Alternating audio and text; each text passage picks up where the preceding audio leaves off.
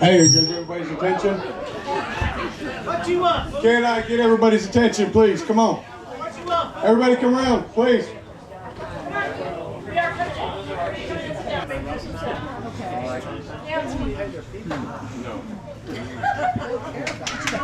We're waiting now. My best man needs a minute. My best man, he's had a couple drinks. Couple margaritas. Okay, don't explain me. They only have a couple hours. You want me to explain you? All right, I got everybody's attention. I'd just like to welcome everyone and thank you all for coming to share, Mom, quiet, this day with us. A lot of our family has come from far.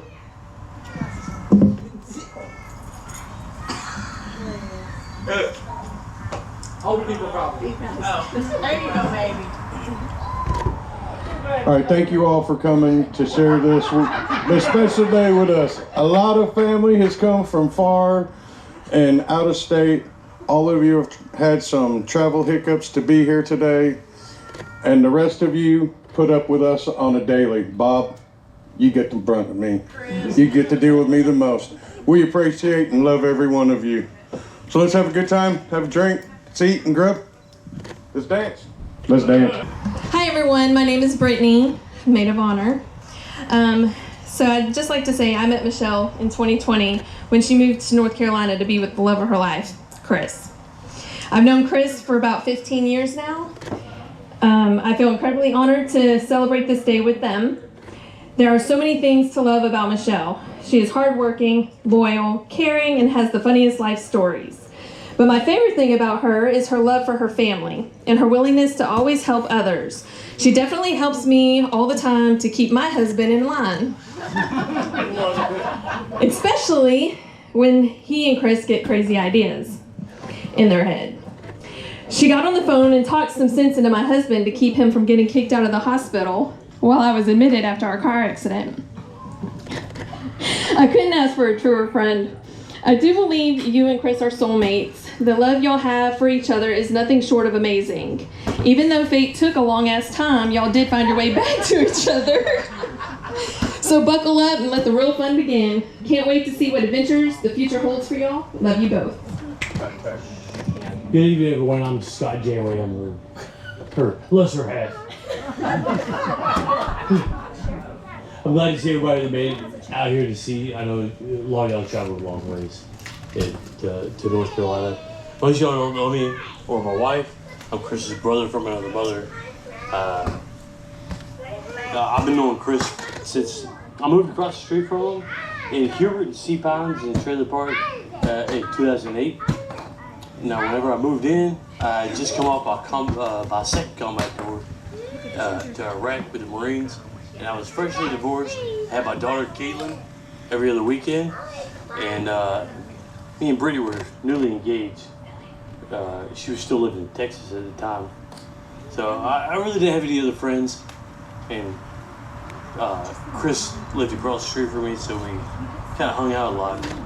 So the first time I met him, it was like catching up with an old friend that you hadn't seen in a while. You know, it's just comfortable. And he made me feel welcome at the time, and at a time where I really needed a friend. We'd hang out on the weekends and do the craziest shit. He made the best macaroni salad ever when I was drunk, so and he still makes it today. Yeah, I think it's actually being served back there somewhere. We drink all the time at his house, and like at the last house in the trailer park. So, there was one time we get completely sideways and went gator hunting with a knife. Luckily we were too loud for any of the gators to, for us to find him. I don't know what we were thinking at the time, but whatever. Thankfully we were too loud. But even after I moved away, a few months later, I moved to the other side of the county. I'd still come by and we raised a little hell every now and then. Once we decided to go drive around the neighborhood property, I got my Dodge Ram stuck. And the property manager came out and he was yelling and the cops were coming and we almost went to jail. Next thing I know, I see this guy. He's fucking hiding his pistol in a stump so he can come back and get it later. Yeah, we couldn't get my truck out the next Monday morning. And like on the way there, she was driving with me. I was like, oh yeah, by the way, the cops may meet us there. I don't know. I was at work when it happened. The cops never came, and you know, there was a time when Chris moved back to Cali. You know, shortly after, we lost touch for a couple of years, and you know, one day across Facebook, on people you may know, I happened to find them. We kind of, you know, it was just like the first time we were catching up with an old friend. You know, I've never felt uncomfortable around this guy. Without missing a beat, we were back to old fucking shenanigans again.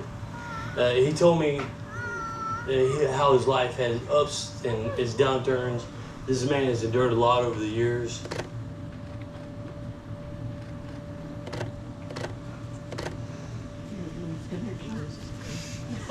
That's it.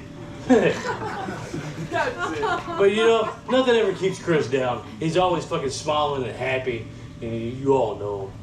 You know, once I was driving around the truck with my daughter and her sister, and Chris was telling me how, you know, this job hadn't panned out and that job hadn't panned out, but you know, it's his drive and motivation, his spirit of life. It's always kept me in contact with him. And I was telling my kids, I was like, you know what? If you get the drive and the perseverance, even half of what this guy has, you'll make it in life.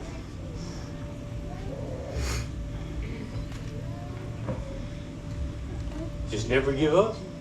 Always be determined and stubborn, crazy as fuck. He's the most loyal friend I believe I've ever had, and I'm damn proud to call him my brother.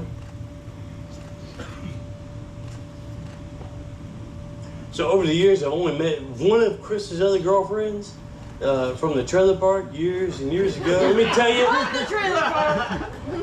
she wasn't it. I'll tell you that much. So,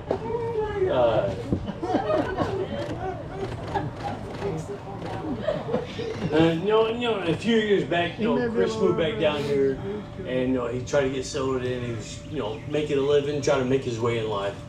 And he started telling me about this woman he met back in middle school, and he would always pick on her, bully her.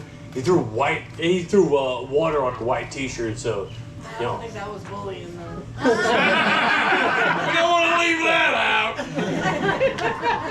I tripped. I spilled. I might have seen something through. Hey, you know, and they hadn't seen each other in years and years. You know, life brought them apart and then brought them back together. And I really have never seen him as nervous as he was when he was moving you and Jordan down. He was just fucking almost as much of a train wreck as he was the past couple of days.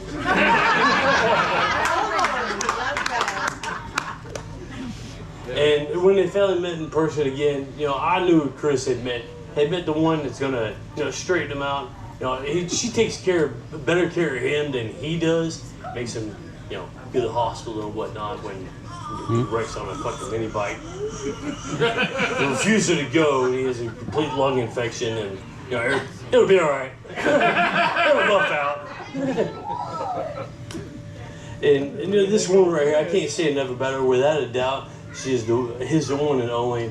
I haven't seen Chris any happier than he is, you know, with Michelle. And yeah, a good man ain't shit without a great woman. Amen. Damn right. Amen. And that's what Chris has found in Michelle. Now, I know he's only known her a short time, but she's an impressive lady. She's sweet as butterscotch, and she has the perseverance and determination and drive. Chris, and, you know, when two people meet, he has ultimate perseverance, and so does she.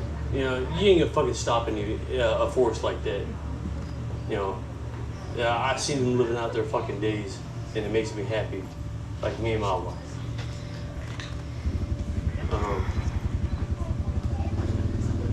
Hold on, stupid technology.